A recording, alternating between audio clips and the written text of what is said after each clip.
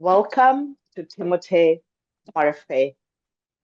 Timothy, welcome to Golden Nuggets. Thank you very Well, much for being with us. happy to be here. Thank you for having me on. Fabulous. So, Timothy, please introduce yourself. What do you do? What's your experience? Just briefly. Sure, briefly, 50 years in restaurants, food and beverage, and entertainment. Did this when I was a kid with my parents, small miniature golf arcade and restaurant growing up. Worked for Disney for 6.5 years and here in Orlando. In the restaurant industry for 30 years and got back into entertainment from a friend that was in entertainment. I was a CEO of a trampoline park system, franchise system. I'm also on the board of directors in South America for 100 family entertainment centers and amusement parks. And I recently turned around a bankrupt company for Cerberus Private Equity in family entertainment, which was 6 family entertainment centers, miniature golf, arcade, restaurant, bar, go-karts, different things like that, as well as 2 water parks that I had. So we turned around from a bankrupt company. I lost 10 million in 2019. I took over during the pandemic, which was a lot of fun, open and closed 4 times. Wow. And then we turned it around in 2021 and made $8 million profit. And then we just sold it for a 6 times multiple of earnings for the private equity firm that I work for. That's an amazing accomplishment. Congratulations. Thank you. Uh, Thank you. well, And now Tim, I support other companies now that are in the entertainment, family entertainment, restaurants, food and beverage, or retail, because that's been my career. So right. So now you're doing mostly consulting, but you're sitting on a number of boards I saw on your LinkedIn profile as well, all entertainment related, right? yes, yes. So Amazing, amazing. Well, Tim, you seem to me to have kind of a dream job for a lot of people. Do you have fun like when you do your consulting? Do you get on rides and yeah, things of like that? course. Well, when I was running the company, I did that same thing. I played miniature golf. I got on the go-karts. I played the arcades. I was on the water slides at the water parks and just to see what it's like, what's a guest experience. And because that's the biggest thing is to fix a company. There's some people that sit in the ivory tower by looking at numbers. That was actually my predecessor of the company. He said, I know everything I need to know about these parks. No, you don't. You need to go out to them. That's kind of the key. So by design, I didn't have an office to go to. Everyone worked from their homes and then met at the parks. 8 different parks, California, Florida, New Jersey. I would rather meet there and fix what was wrong. So what I always did in every park, I talked with my team members. I did town hall meetings. I did one-on-ones, but I sat wherever a guest sat. I walked wherever a guest would walk. I would do the same things a guest would do because that's the only way that I could fix the company is if I knew what they were experiencing. And that's Hmm. about guest service at the end of the day. And my benchmark on that to me was we changed guest service at our parks. We went from a low 2s and 3s on review scores to 4.7 to 4.9 at all of our parks. So that worked for me. And that was my benchmark that said, hey, this did work. So I encourage everyone and every park that I go to is go where the guests go where they walk, sit, of course, talk to them. But what do they see? What do they visualize? Be a guest for a day. I had to teach my team members to do the same thing. I asked them when I first took over, when's the last time you played a round of miniature golf? Oh, it's been 4 or 5 years. Here? You're kidding me. And you've been running this park? Get out there and go see it. Go see what it's like. And a lot of times I would show up at the parks and I would just go out when it's busy and start playing around the golf and start talking to the guests just to give me a sense of what are they going through? What's it like? Is it too hot outside? Is it too cold outside? Are the things taken care of?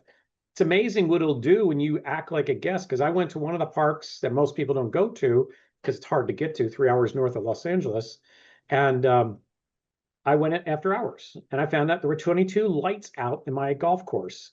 That's a potential for a hazard or a safety fall for guests or team members. So you have to go out and do those things. So that's what I do when I go out to parks is I can look at financials and tell me a story. My background's finance. So I've looked at thousands of financial statements and I can kind of pinpoint where the trends are and say, this might be a problem, this location. Labor is a little too high here. Food cost is a little too high. Controllables, utilities are a little too high. Consumables, repairs and maintenance are too high. But until I physically go out and see what it looks like, I won't know the full picture. I can't make an assumption from 3,000 miles away. I've got to be able to go there and see it and say, this is what the problem is. This is what we need to fix. Let's start working on this. And that's how you can get things accomplished and turn around a business. So That's wonderful because essentially that's a very holistic approach to it, right? Like you look at the business side of things, and then you go in and just experience it as a guest, which provides you with a lot of information that you wouldn't otherwise have. So absolutely, absolutely. that's the best approach. And it takes quite a bit of empathy as well, right? To be able to feel yourself into the mind of the typical customer. Do It you does. use empathy and gut feeling in your work? Say that again. Sorry. Do you use empathy and gut feeling? You do. Obviously, you do. I from a financial background. A lot of things to me are black and white in my mind, and so I have to teach what we're going after, what we're trying to accomplish. So by me being a guest when I go out to the parks, it also shows what my team member needs to do, my employee needs to do. So because it's funny, when I first went to the parks, people were going, what is he doing? Why is he walking around the park? Why is he just standing in certain areas? Because I'm observing. I'm trying to see what the guest sees. So when I played arcade, sometimes you sit down, I look at the ceiling and go, wow, there's lights out up there. Insulation is kind of coming out from the ceiling area. I think that needs to be fixed. The guests are going to see that, right? And so, actually, one of the very first things I did in all my parks was clean all the bathrooms, remodel the bathrooms. Why? Because I came from the restaurant industry. A lot of surveys say that mothers will go in the bathroom, and if it's not in a good condition, they're not coming back with their kids. They're going to either say, we're going now, or we're never coming back to this place again. So cleaning the place, making it pristine. I actually put my team through Disney's Institute of Guest Service so they could understand what Disney does. So that's kind of unique, and they go obviously way overboard, and I'm not, for all the right reasons, for great guest service. I wanted my team to understand that, so they went to Disneyland in California, or they went to Disney World here in Florida, and I said, I want to be like Disney, but a fraction of the cost, not as expensive as Disney. So, how do we create that experience? It's smiles in the face, it's making eye contact with people, it's talking to the guests, and it's really getting to understand, can I solve their problems? Because a lot of times that's all it is just a minor problem. It might be where's the bathroom? Might be there was an issue with one of the video game machines or on the go-karts, whatever it may be, but be involved and pay attention. When you start doing those things and you start paying attention, and it also means paying attention to the outside as you're parking before you come into the facility. Is the parking lot clean? Is it easy directions? Do I see where the signage is that's bringing me in to the front desk or whatever it may be? All these little things are little clues. Disney also has a thing that you don't leave tools out unless you're physically working on something and fixing. You take that and move it and you hide it behind so the guest doesn't see it. Guests don't want to see when you get deliveries to your facility and have boxes sitting outside your office or so forth. Get it put away. They want to see a clean facility because in their mind, if it's a clean facility, they think everything else is clean. They think, the all the attractions are clean, the food area is clean, the tables are clean. But when you don't have those things, they're saying, no, I don't know if I agree that this is a great place. So that's why one of the first things we did was the bathrooms, going in and cleaning the bathrooms, because or remodeling the bathrooms to make it smell fresh and clean and nice place to go, because then they go, I'm going to give you the benefit of the doubt. I think the rest of your place is clean. So all these little things are what you need to do to make sure it's really well taken care of. And the funny thing, when I went there, I used to say, well, to the guests, or I mean, should say to the team members, I said, make it as clean as you make at home. And then I realized a lot of these people don't keep their places at home clean. So here's my expectations. This is what it needs to be. This is what it's got to look like. I took managers through walkthroughs of their park.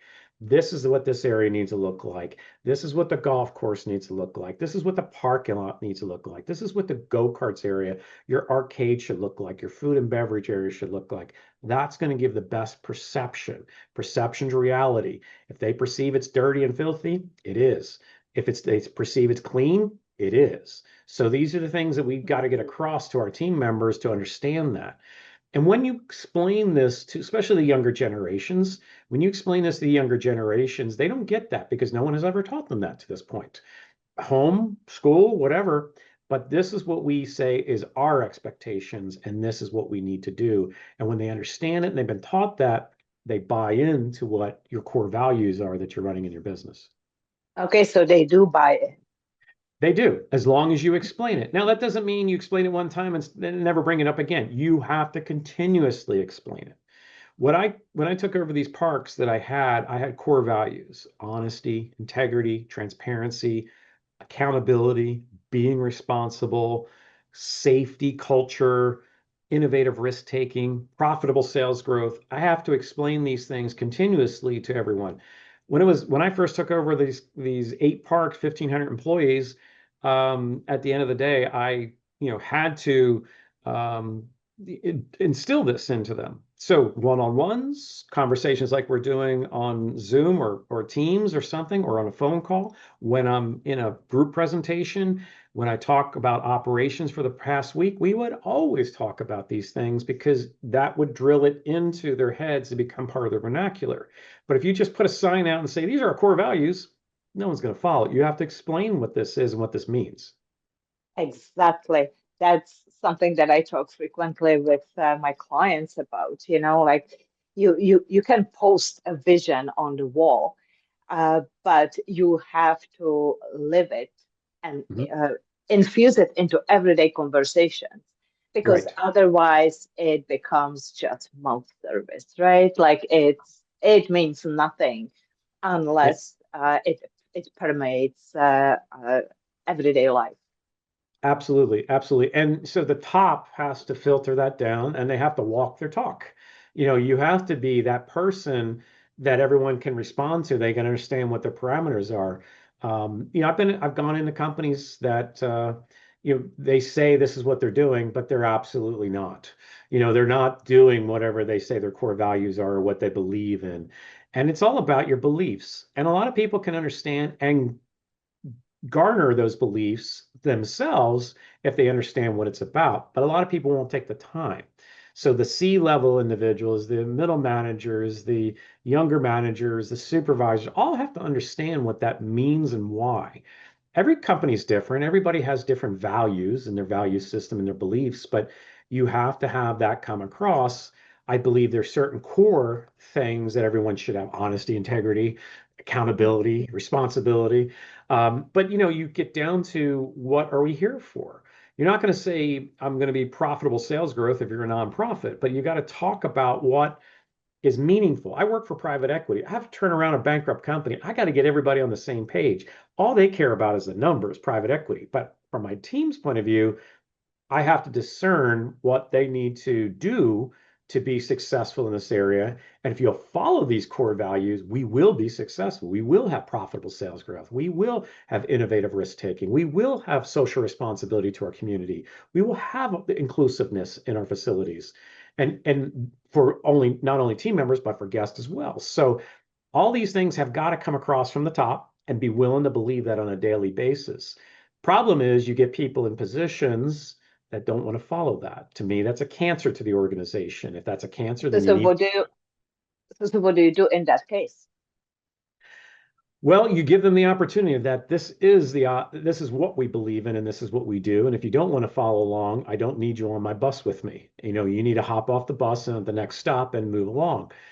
There's another place for you to go to if that's the case. I want everyone to follow along. It's very hard when you're transitioning a company. I had to turn around a bankrupt company. I had very little time to talk to everybody prior to prior to me taking over.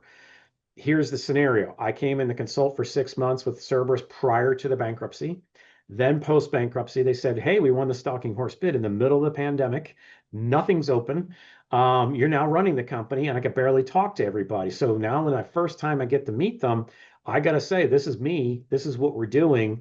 And if you don't follow along, I don't need to have you here. And I did make some terminations pretty quickly with some people. That does send shockwaves to other people in the company that maybe I do need to pay attention. Most people want to play. I don't want people just to show up to collect a check. I want someone to participate in what we're physically doing. And that's the only way we're going to turn around a bankrupt company. including with what we had to do with the bankruptcy, open and close each of the parks 4 times because of considerations with each municipality. Hmm. It was challenging. I burned $8 million in cash to stay afloat that year. I had to lay off 85% of my workforce 1 week after Thanksgiving here in the States. And I didn't reopen until March of 2021. That was hard for being closed almost 4 months.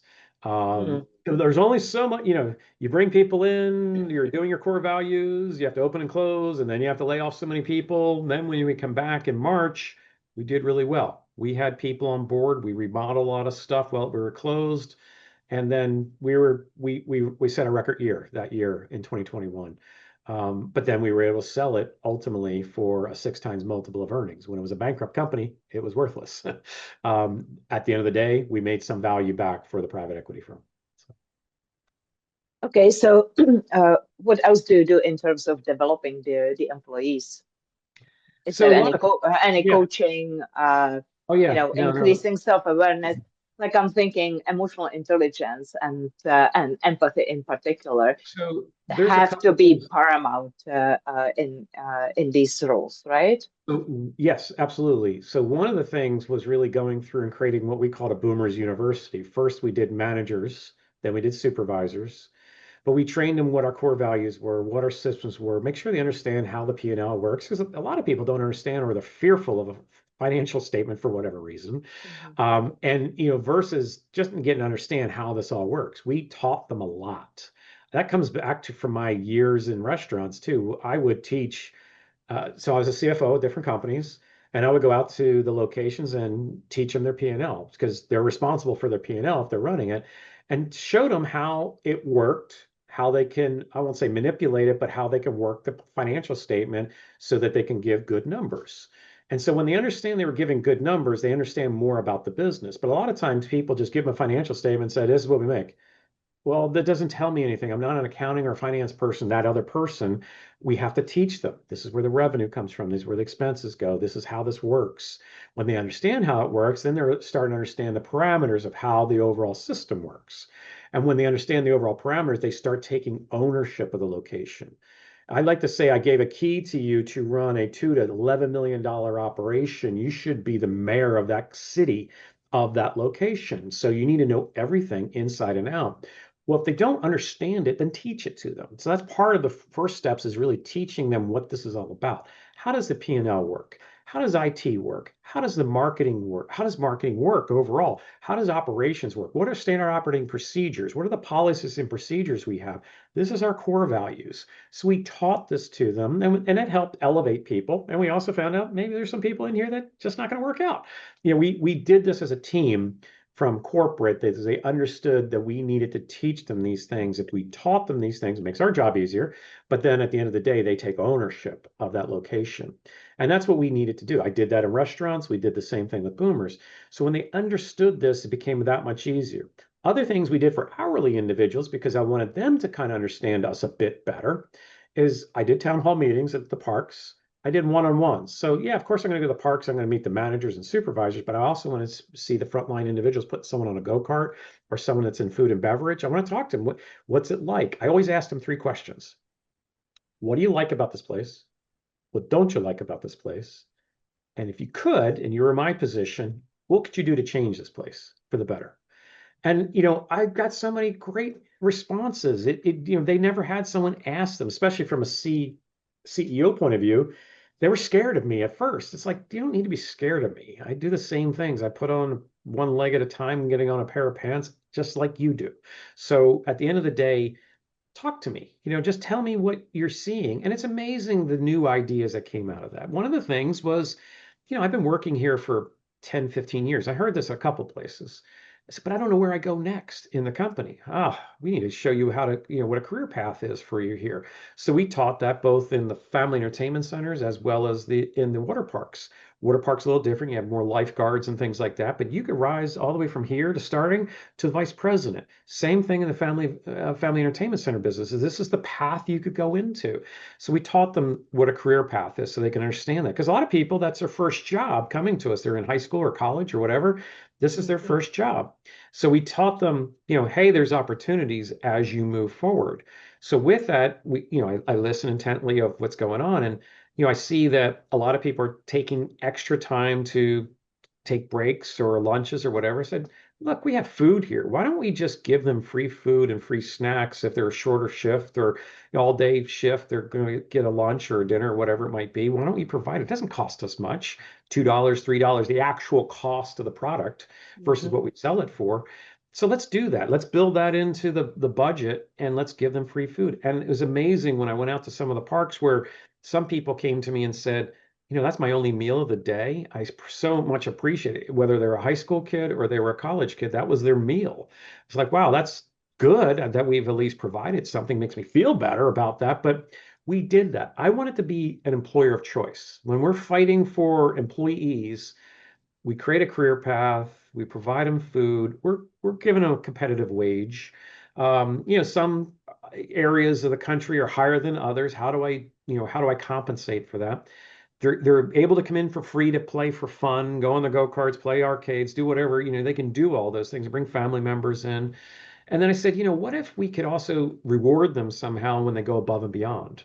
And so we created a point system. It was called Nectar. It was a company that did this, but they could redeem points for gift cards and Disneyland or Disney World tickets or other places they could go to, things that would actually buy or, the merchandise for. And they just loved it that they were being rewarded for helping somebody with a group or a party, or they helped someone else, or they went above and beyond. And we took it from park manager, of course, corporate as well, but down to the supervisory level that if they noticed someone on their shift, they could give these points to them so they could earn points. And supervisors and managers could earn points too for going above and beyond. So it was a well received area that everyone was handled evenly, meaning we were recognizing as many or everyone we could. It's hard when you have a large group, maybe 40 to 60 people in a location, or a water park might be 300 or 400. Hard to make sure we've identified everybody, but we would show this is what the best behavior is, and we want to see more of that. So let's reward that. I'm not going to give you something for something that you're doing wrong, but we'll talk to you about that. But at the end of the day, it's not, we want to say this is a place to come to. And people were very happy with these rewards because they would get Starbucks gift cards, or they would get, restaurant gift cards, or Amazon or Walmart or wherever they went to shop. They got different gift cards and they were able to buy some things for just doing above and beyond at their job. And that allows us to see from our assessment point of view who are the next people that could be ready for supervisor, or could be ready for manager, or maybe even a corporate position. So all these things tried to do the best we could to tie in what makes this a great place as an employer of choice to come to, versus you got all these other choices you could go to for your first job. Maybe you come to us and create a career. Who knows? And that's where we went with that. So yeah, there is a lot of training involved, a lot of time involved, but doing these different things kept people with us longer and lowered our turnover. Mm. So basically, you created loyalty among your employees with things that don't necessarily cost the company a lot of money, but it communicates to them that they matter, right? Yeah, Uh, absolutely. and Yeah. and at the same time, you as the CEO get a lot of interesting information because as you are going up, there are filters, right? So Yeah. when you are actually talking to the people on the front line, the people who are actually dealing with the customers and meeting with them and running around the place, they notice things. And they don't really, in most companies, they don't really have a vehicle to communicate that Right. upstream. Yeah. No, and it's funny. I got a little story with that too. When I first took over the company, and obviously there's differences between my management style and the previous bankrupt management style. I went to one of the parks. It's 3 hours north of Los Angeles. It's in a farm area. It's called Santa Maria, and it's not easy to get to driving wise, but you do it. You get there. And I met the park manager, which is kind of synonymous with a general manager of a location. And that was our title, was park manager. And I said, "You seem like you're really nervous." She said, "Yeah, I've never met the CEO of the company before." I said, "You've never met the CEO of the company?" It's like, how's that possible? And she says, "Well, I've seen him at the corporate office." in Southern California, but he doesn't drive up here, to the location. I said, okay. How long have you been working here? And she said, oh, about 15 years. Like, Oh, 15 years and you haven't seen the CEO at your location? You're kidding me. It's like, okay, well, let me ask you another question. When's the last time you seen anyone from corporate at your location? Again, not a hard place to drive to. It's a pretty long drive, 3 hours at least. That was pandemic time frame, but after the pandemic, when I would drive from Southern California, it would take me 7.5 hours to get there. So I'd have to stay overnight when I got there. But and I've been to this park now 15, 16 times, and she's seen, me a lot. But the point is, she said, no, I haven't seen any corporate personnel for like 2 years up here. I know it's a hard drive. How can that be? You've got to get out to your parks. You have to get to your locations. You can't just look at a financial statement and say, this is your answers. No, I bet you a lot of your answers are hidden there and you don't even know it. So you've got to get there and then talk to the team members. What do they know? Who are the people that come in here? Who are the demographics? That's one thing you have to know is the demographics of each location. One in Southern California is a very high-end, net worth type of individuals. And then this is farm town. This is like out in the country. So, you have to respond to who your guests are and understand what you're providing in each location. Your experience should be same at each of these locations, but the point is you need to know how to respond differently to each of your guests. So I had kind of a feeling after talking to this lady, I'm going to ask the same question as I go to each of the parks. When's the last time you saw such and such, or someone from corporate? And they hadn't seen people in a couple of years. It's like, okay, this is the problem with the company. It's why I went bankrupt. They weren't paying attention to who their guests are or who their team members are. You do have to get involved. And as I said, I've gone there on evenings. I've gone on there on weekends. I would fly from Orlando, land in Los Angeles, and I go to one of my parks and be there by 1 o'clock in the afternoon to go see on a Sunday morning what was it like after the Saturday night when it was really busy.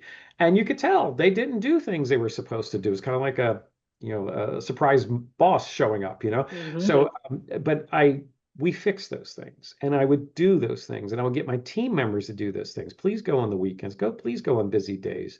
The busiest days in a family entertainment center are usually Friday, Saturday, Sunday. The dead days are Monday through Thursday. Don't show up on a Monday. There's nothing's happening.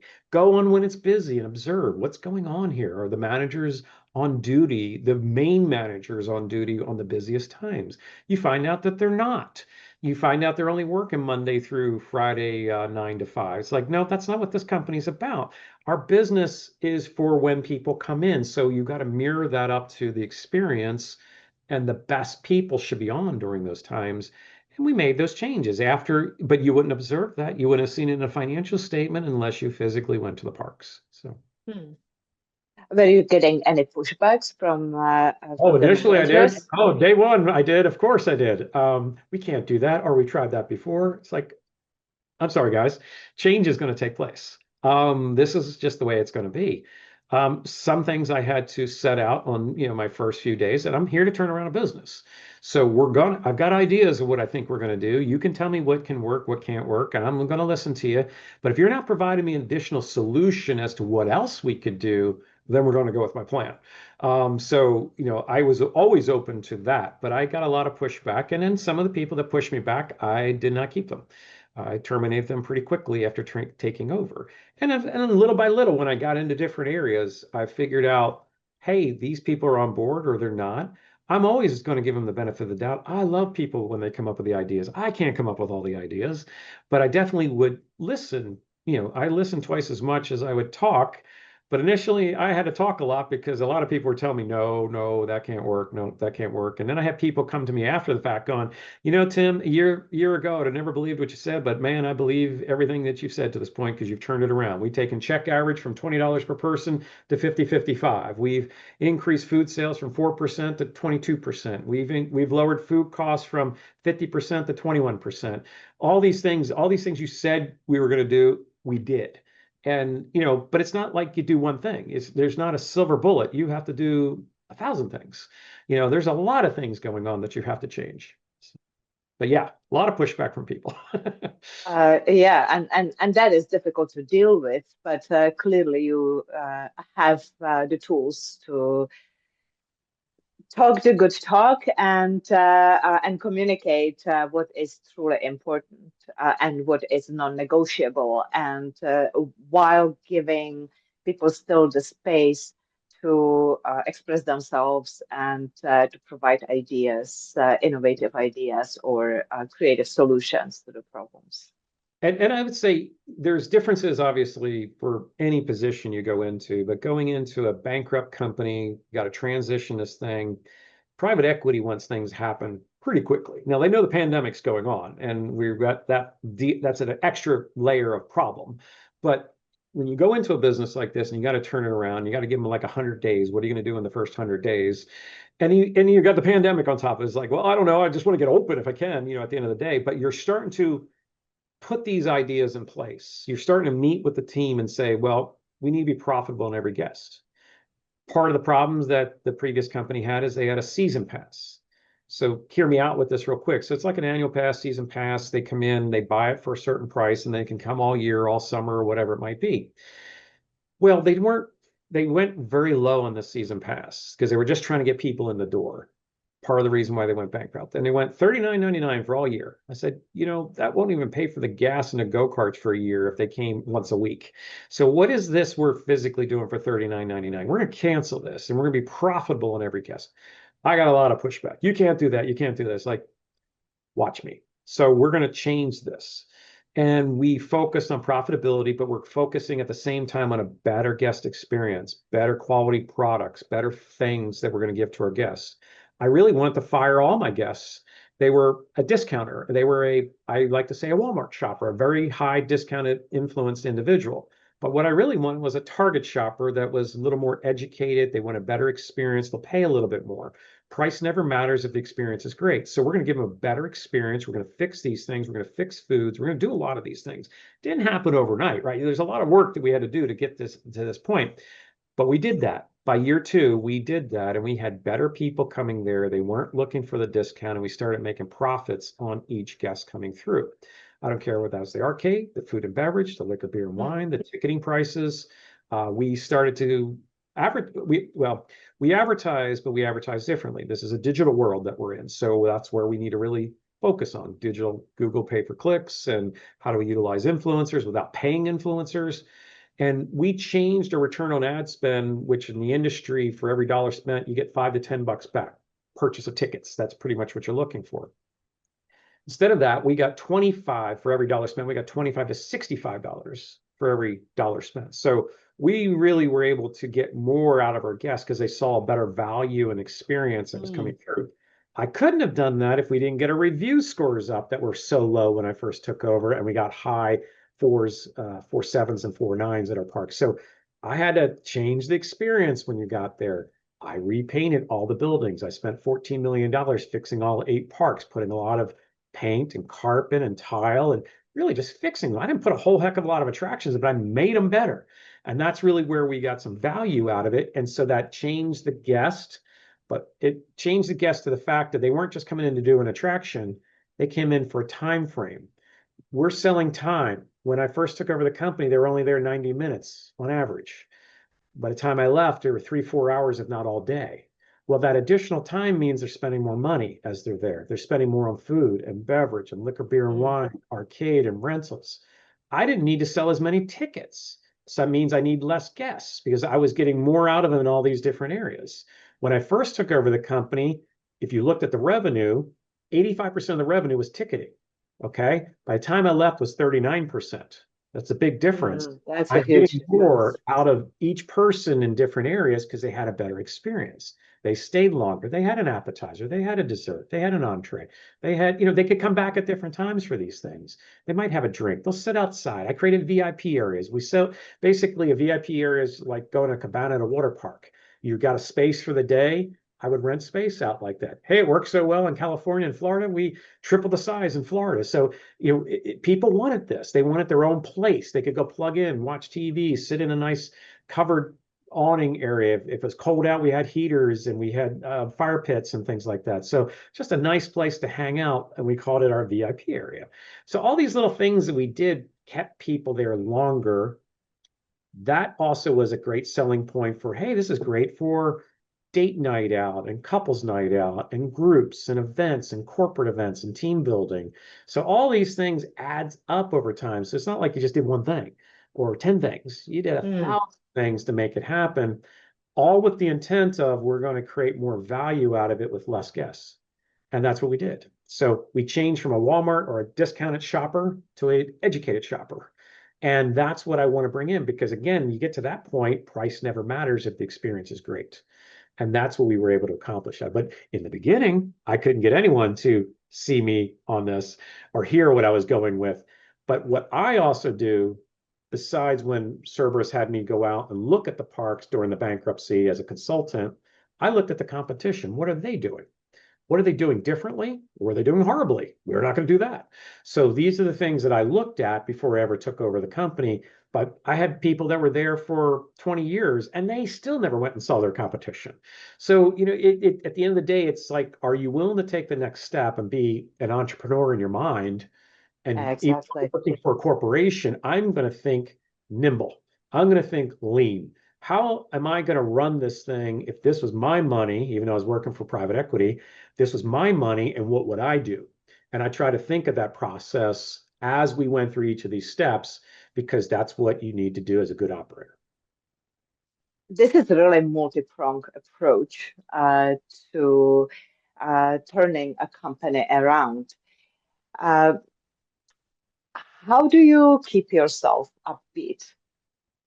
Do you have anything that you do, some routines or habits that help you stay in a high vibe and positive and Um, stimulating your thinking?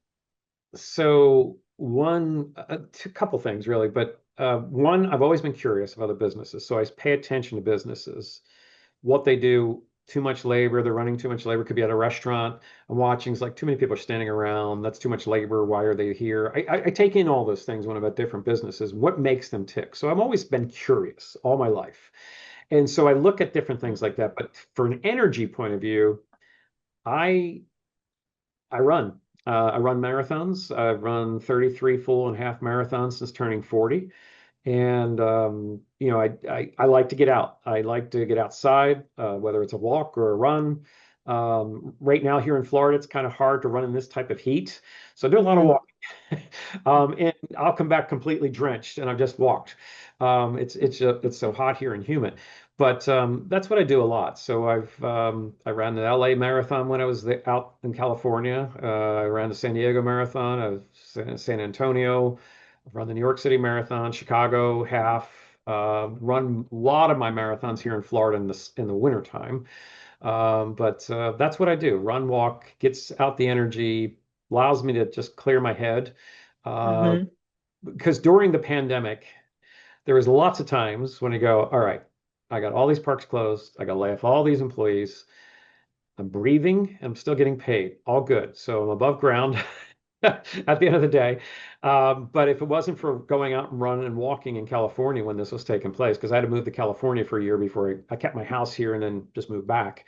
But if I didn't have that as an outlet, yeah, probably would go stir crazy with what we needed to do and the challenges we had. So, the challenges were just magnified so much more because every municipality, every city was different in all 8 locations, California, Florida, New Jersey, all did different things, all thought differently, and you were fighting to get that location back open, getting people back to work. I had one county in California said, all right, we don't know where all the contagiousness is coming from, but the only thing you can open up is your miniature golf. Don't open up your go-karts, even though they're outside. No one can walk through your building. Can't You can use the bathrooms, but that's about it. No food can be sold. It's like I'm not. I opened up for a week. We had 93 people play miniature golf because they wanted to get out and do something during the pandemic, and then I had to close it down a week later because it's like we're not going to sustain ourselves. I can't keep employees paid. I can't keep the electric on. I'd be better off just closing it until they can say I can open. But every municipality was different. That was the challenge we had. Counties, cities, municipalities were all different in what we could and couldn't do. So a lot of, let alone all the changes I had to do in the business, right? So that's the hard thing is like now I got to deal with these third parties that don't even want to respond to us. So that was a challenge. But to me, getting out and walking and running is my biggest outlet. I do lift weights a couple times a week, but just at the end of the day, that's what's been fun for me. I woke up one day and was 265 pounds and said I need to lose some weight. So I got on the running and I keep it in the 200 range or so, 220. But because of running and walking, I've just, that's is my outlet. It refreshes my mind every time I go out and do it. And I can, and sometimes I might come to me while I'm on a walk or a run that go, this is what I need to do, or this is what I need to fix. That's how I can do it. That's my outlet. Yeah, you know what? This is actually the real multitasking. You program your mind to do the background processing, and apparently you are doing it naturally. But there is a trick to it, like a method, Yeah. where you define the problem that you need to solve.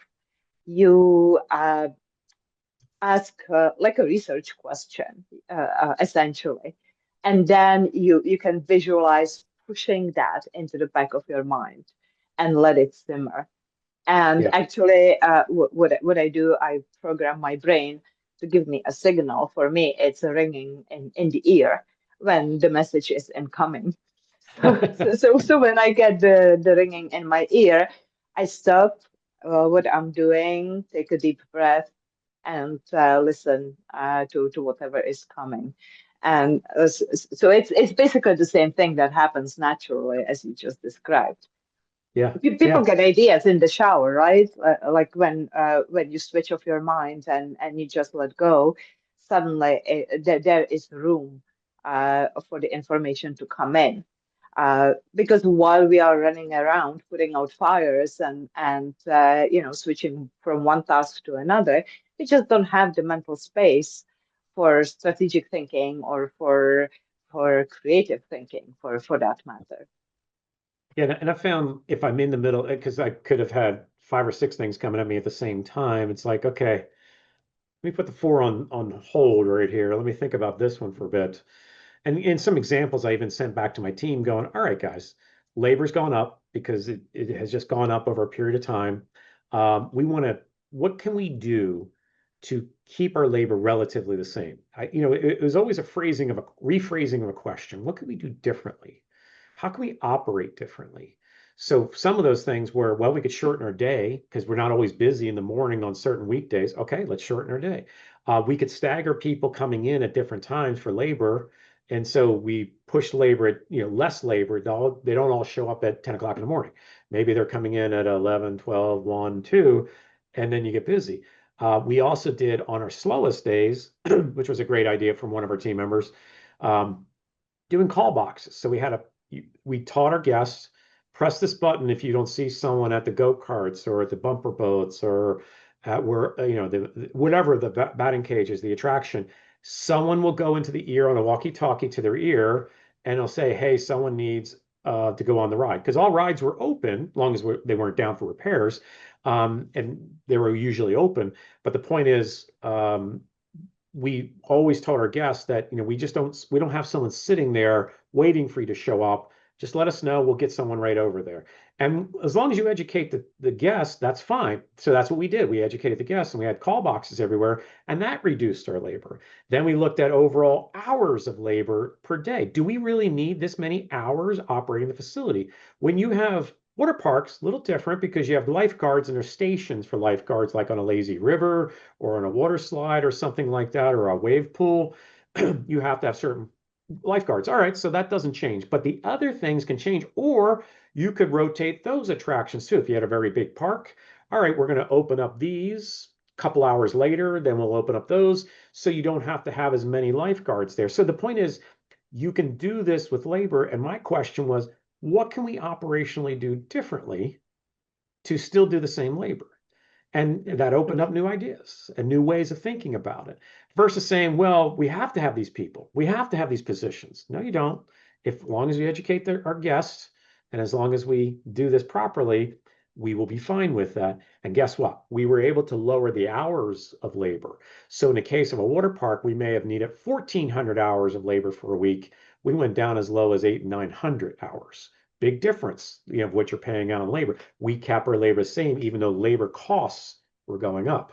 So it's just how, what is it? You can solve something with a better question, right? What can I ask a Mm, better question that will solve this issue? And that's what we were doing when we changed the labor issue.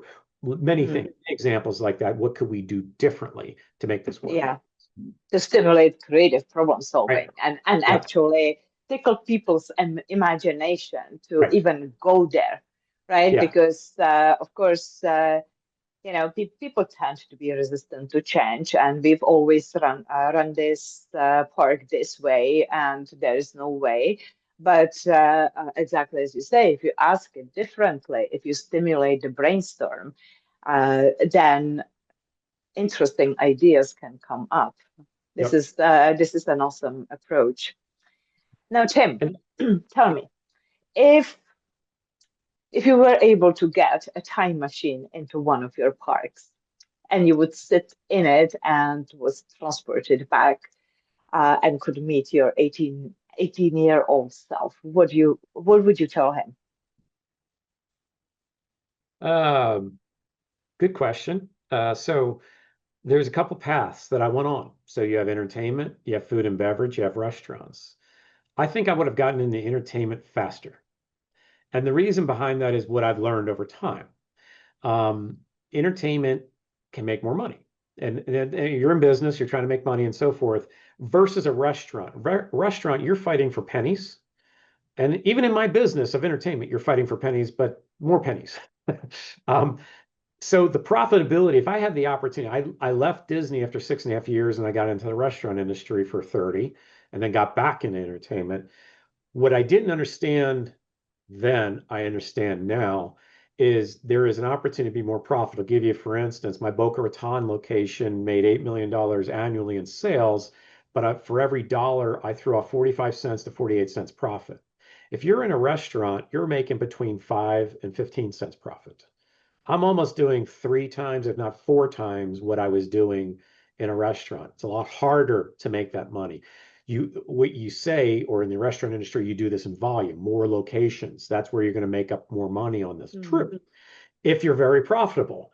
But with entertainment, you're selling time. You're selling some food and beverage, liquor, beer, and wine, um, but you're only selling a portion. In my case, I was selling 1/5 of my revenue in food and beverage, so I was only affected by the cost of goods sold in 1/5. 4/5, I'm selling time. I put the capital into the building, the attractions, the arcade, whatever it might be, and now I'm just selling time. I would be much more profitable over a longer period of time if I told my younger self, this is a better direction. Go into entertainment and really understand it versus restaurants, which I understand. And I understand food costs and I understand labor and I understand all those things. But when you break it out differently, you make more money in entertainment because you're selling the time component. As long as you maintain the attraction, repairs and maintenance and things of that nature and keep it up and it's mm, always working, you're going to make more money long term than you would in a restaurant. That's my difference. So, mm. And you can also enhance the experience, right? oh, absolutely. For Yeah. for the customers by Yeah. expanding the offerings and coming up with ideas, like you said, the VIP And, areas and and a that funny kind of thing thing. is when you look at what's in the industry right now, family entertainment centers, there's about 10,000 United States, 40,000 worldwide, something like that. That's local places you go to within 15 to 20 minutes of your home. That's pretty, it's not like going to a theme park or water park. So this is a growth area, and these areas are going to grow about 10 to 11% for the next 25 years. But getting more into the next um, segment, which is an experience where people get immersed into something. That's why you go to theme parks because you're getting immersed into, say, Disney Star Wars or whatever it might be, Universal with Harry Potter. These are things that you're an experience you're going into. Well, these things are going to grow 25% of the year for the next 10 years. So there's a huge growth opportunity to go into. And back to the point of you're selling, you can theme drinks and food to this too as well. You're selling an experience. Say, for instance, the Day of the Dead that Mexican culture has for 3 days out of the year. You can make it 365. You could create a Christmas one. You could create Americana. You could create Europe. You could create Asia. You could create multiple things, cities that you get an experience you go into when you go into the facility, like you've been transported somewhere else. This is where there's a great opportunity to magnify the earnings even more because this is the trends of where we're going. So telling my young self I could do these things, who would have known, right? But I always liked those things when I was going to theme parks and amusement parks and so forth. So this makes a lot of sense. But knowing the numbers behind it will accelerate a business that much faster. And those getting in the industry think certain ways. This is the fastest growing area in entertainment around the world. And if you get focused in on this and you know you can make more money out of this, then you'll accelerate your growth opportunities and abilities. But to the point, yes, you can create great experiences. You can create great foods. You can create great things with this that everyone talks about. Well, that's great for social media. That's great for Mm, experience-based economy that we're all in. So. absolutely. How about AI? Oh, AI's got a lot of great opportunities with it too. That's to create a different experience. There is so much more that you can predict with AI, which has never really had those tools before in restaurants or retail or in entertainment. But there's so much more that will gravitate people towards. And once you know what they like, AI can also complement more things that you can sell to them. It might be retail, it might be a different drink, it might be all kinds of things that you can do with this, or a package that they're going to get involved with. So AI is got a great growth opportunity in this industry for sure, and I think that's what's going to propel a lot of this forward faster. So. Hmm. And are you working with people who are teaching your employees how to use AI, that kind of thing? I will say it's really in its infancy stage that it's come to the entertainment side, and frankly, there's a lot that's taken place in the restaurant side. But I like to say it's more of a little black boxes are being built to do different aspects. There hasn't been really a great holistic approach to it. Hmm. I think when someone comes out with that holistic approach and can sell it and it's economically, I think there is a great opportunity. But what happens is I see like in the case of what we did a little bit of, like with our website, we had a character with our family entertainment centers, which was a golf ball. You have questions, we're going to answer through the little golf ball. It would pop up on the website. What questions do you have? And we can answer a lot of things that way. Again, that's to me like a little black box. We just bolted onto the website. We did Hmm. with our water parks was called Big Kahuna. So it was a Big Kahuna tiki head talking to you and answering your questions. All cool. But opportunities to grow group sales and parties and events and corporate events, I think there's a lot more to this that people need to start thinking more of and integrate that. You've got human factors that we can want to eliminate, but two, it's really getting a better experience for the guests that where you could put your labor into it when they get to the park versus trying to get the sale to get them to the park. I think there's a lot of great opportunities on the sales side, not only selling tickets, but the groups, the parties, events, the corporate events. Hmm. Absolutely fascinating stuff. Tim, one of my last questions. What kind of legacy do you want to leave? It's funny. When you get older, I'm older now, you think about those things, right? Been with a lot of businesses, 150 brands, 10,000 locations. I'm actually in the process of saying I want to build something better. I'm not a Walt Disney by any means, but I've looked at what the trends are that's out there, and I think creating a better location-based experience, these LBEs that I've talked about, they're different. It's an experience, an immersive experience you're going into. I think that's what I want to create, but I want to create it so that it changes. So when you think about a place you go into, if you go in a family entertainment center, they might have bowling alleys, they might have arcades, they might have go-karts and so forth. You can still have those things. But what if you were to use projection on these and created a different experience so that you are in different areas around the world? You could be in the middle of the desert, you could be in the Alps, you could be wherever you go to. And I can do this by mapping projection on the wall so you get a different experience Maybe not every time you come in there, because I think there's got to be some brand consistency with it. So what I want to create is something that utilizes the same box every time. Restaurant industry has done this really well, at least in the United States, with standardizing for franchising purposes. You have certain prototypes. What does it look like? A McDonald's is a McDonald's for the most part. When I worked with Applebee's neighborhood bar and grill, there were 1,300 of them in the United States or world at one point. They had 7 different prototypes. So I think you can create a prototype in my industry and standardize this for training purposes, for guest experience. You have similar attractions in there, so you're familiar with it. But what we're going to do differently is create a theming of a different place to go to. Like I first was looking at this at Boomers when I was there, and I built these designed 50,000 square foot indoor facilities because in Boomers I was affected by weather outside 30% of the time to 40% of the time. So it's closed. Could I go indoors and not have the weather? Yes, is the answer. So I can put go-karts, electric go-karts inside there. I can do miniature golf. I can do laser tag. I can do duck pin bowling and arcades and mezzanine and augmented reality and things like that. But I can theme this. So I was looking at Day of the Dead. I was looking at my demographics from California to Florida. Day of the Dead resonates well from those coming from Mexico. So Mm.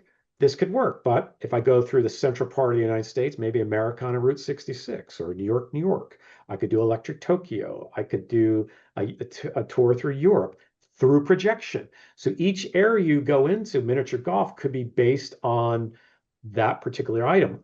So when you do projection, projection is relatively hard until it becomes easy. When you map the layout of where it projects on the wall, I could change any scene so it could be different. If you've ever gone to a Van Gogh experience, it's projection onto walls. No different. So now you put experience, I'm in the middle of the desert. I'm on a snow area. I'm in the middle of New York City, wherever it might be. Now I've got themed areas within the place, but it's a different experience. You get so good at this, it's only changing the food component and the liquor component a little bit because you're only changing a few items. So you could almost change weekly on this thing if you wanted to. That's where I Mhm. believe I want to create something that would be a unique experience almost every time you go in there. So it's different. You know, it's got miniature golf, you know, it's got go-karts, but it's themed differently. When you're on a go-kart, maybe you're in the back road of the desert in Mexico going around and you're seeing cactuses and things like that. You could Mm. be in the miniature golf, if it's Day of the Dead, you could have different themed skull heads. They use sugar skulls there. Same with in maybe laser tag, you have tequila barrels and taco stands and just different things you could think of during a celebration. And you make that. Well, it wouldn't be hard to change with lighting and projection to Americana Route 66 or LA Mm. or Seattle. So I think there's a lot of fun things you could do with this, and you could just start theming these because not everybody's going to want Day of the Dead. They're not going to want New York, New York, but they could want Germany. They could want UK. They could want the Middle East. There's a lot of things that you could do just making that experience different every time you go into it. Maybe you don't change it every week, but maybe it's once a month you change it. Right now we're something Mm. else. Change the menu a little bit. We change the specialty drinks a little bit, and we're a whole new thing. Well, that's a new thing. So you're always wanting to come back because this is the issue with family entertainment centers in the United States anyway. The average amount of time someone goes to family entertainment centers in the United States, they visit it 1.6 times. Imagine if I could just get it to 4 or 5. I've Mm. tripled revenue. You know, that's kind of where I see this opportunity because it's a new experience that you're going to go into. Hey, let's go to the desert tonight. Let's go to, Americana. Let's go, we're going to go out. We're going to do something a little different. And that's great for social media. Where do we advertise? Social media.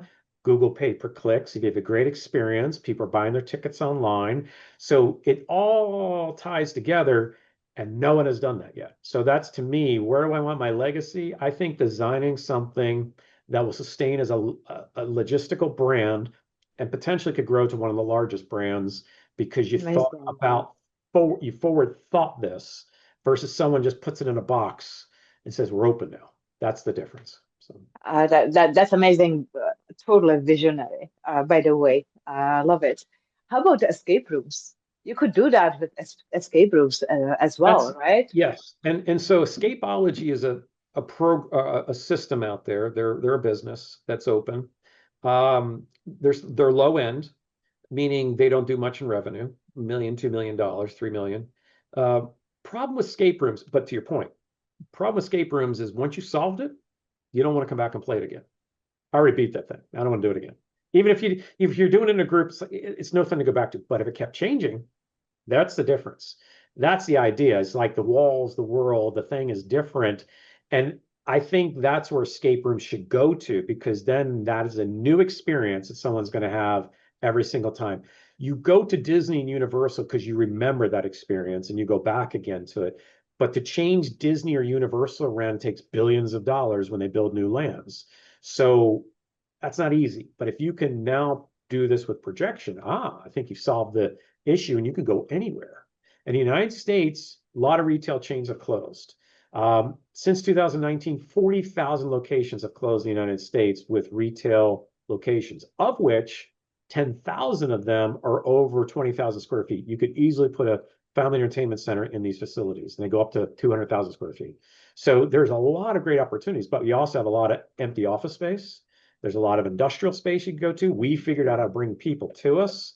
So I think there's a lot of different opportunities you can go to, but I like the thought process of changing around an escape room through projection, because it could be the same things on the wall, just mapped differently and you're somewhere else. So that's what I like about it. Exactly. Yeah. Exactly. Yeah. Yeah. Wonderful conversation. A lot of insights, Tim. Thank you very, very much. This has been a very interesting experience for me, and I'm sure for our listeners as well. Well, good. So I've thank enjoyed you it. very much. Absolutely welcome. Appreciate the time. So.